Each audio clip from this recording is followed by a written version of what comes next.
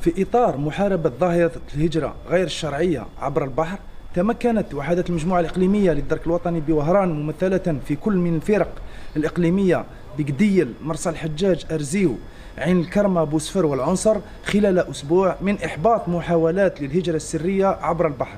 أسفرت هذه العمليات عن توقيف 85 شخص من بينهم 8 منظمين، حجز 4 قوارب نزهة مزودة بمحركات مختلفة النوع والقوة، 34 صفيحة بنزين سعة 30 لتر، صفيحة زيت محرك سعة 4 لتر، سيارة سياحية، سترتي نجاة، سلاح أبيض. إجراءات تحقيق لا زالت متواصلة، وسيتم تقديم الأطراف المعنية أمام الجهات القضائية المختصة فور الانتهاء من التحقيق.